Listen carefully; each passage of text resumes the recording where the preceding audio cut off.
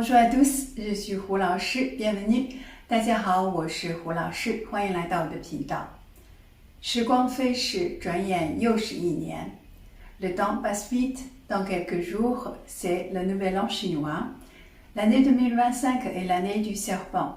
Aujourd'hui, nous allons voir ensemble la signification de serpent dans l'astrologie chinoise, ainsi que quelques expressions liées au serpent.C'est parti. Si vous êtes né en 1941, 53, 65, etc., vous êtes probablement du signe du serpent.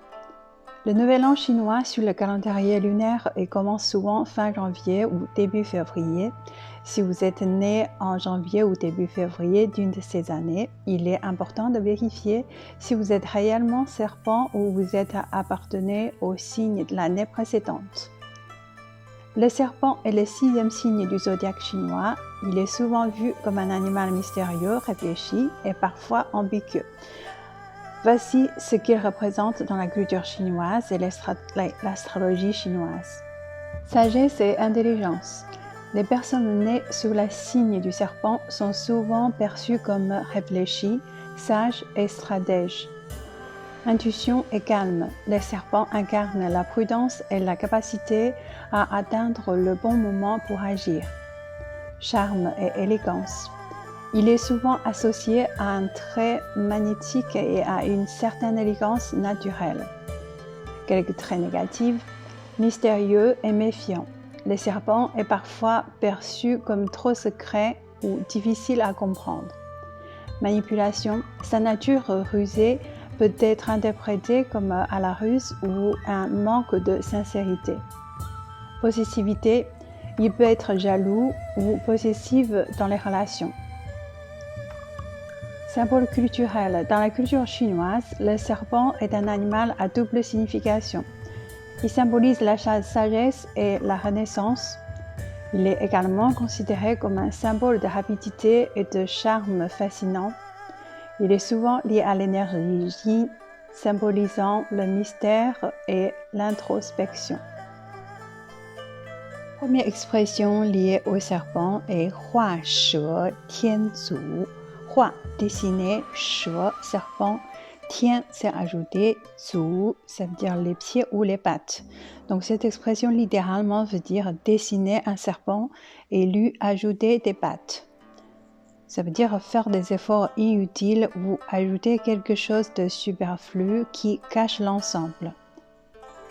Dans la langue française, il existe aussi des phrases équivalentes comme en faire trop ou ajouter l'inutile à l'essentiel. Deuxième expression, Bei Gong She Ying. Bei, c'est la tasse. Gong, c'est un arc. Ying, c'est l'ombre.Donc, littéralement, ça veut dire prendre l'ombre d'un arc dans une tasse pour un serpent. L'origine de cette expression remonte à une anecdote consignée dans le livre Shi Shuo Xin Yu, un recueil d'histoires et d'anecdotes de la dynastie de Qin. Voici ce qui s'est passé. Un jour, un homme invité à un banquet buvait du vin dans une tasse. Alors qu'il levait sa tasse pour boire,il aperçut quelque chose ressemble à un serpent qui flottait dans son vin. Pris de peur, il but le vin, mais il ne pouvait s'empêcher de croire qu'il avait avalé un serpent. Cette pensée le rendit malade. Plus tard, l'hôte s'aperçut de la situation et chercha à comprendre ce qui s'est passé. Il remarqua que l'ombre d'un arc accroché au mur était projetée dans la tasse.Et que cette ombre ressemblait à un serpent. Il expliqua alors à son invité ce qu'il n'y avait jamais eu de serpent dans son vin, seulement l'ombre de l'arc. Quand l'invité comprit la vérité, son esprit fut soulagé et il retrouva rapidement la santé. Donc, cette expression est utilisée pour décrire comment une peur inventée ou une imagination excessive peut amener des malentendus ou des troubles inutiles. Cela souligne également l'importance de chercher la vérité et de ne pas se fier uniquement aux apparences. En français, il est équivalent les phrases se faire des idées ou prendre des vessies pour des lanternes. Troisième expression, 打草惊蛇. 打, c'est frapper, 草, c'est l'herbe, 惊, c'est effrayer. Donc, cette expression, ça veut dire frapper dans l'herbe et effrayer le serpent. Ça veut dire révéler involontairement ses intentions ou alerter un ennemi par imprudence. L'expression équivalente en français, vendre la mèche ou donner l'alerte par erreur. Quatrième expression, 蛇蝎心肠. 蝎, c'est scorpion, 心肠, c'est le cœur. Donc, cette expression, littéralement, un cœur de serpent et de scorpion. Ça veut dire qualifier une personne cruelle, sans pitié et malveillante. L'expression équivalent en français, avoir un cœur de pierre. Cinquième expression, 人心不足，蛇吞象. 人心, c'est le cœur d'un homme. 不足, c'est ne suffit pas.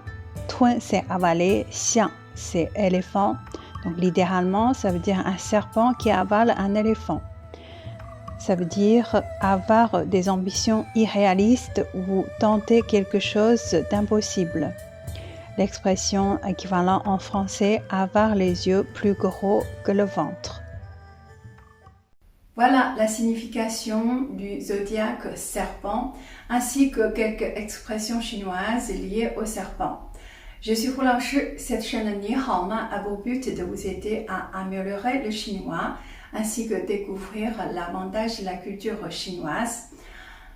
Si cette vidéo vous a plu, n'oubliez pas de vous abonner pour ne pas rater les news. À la prochaine, 再见。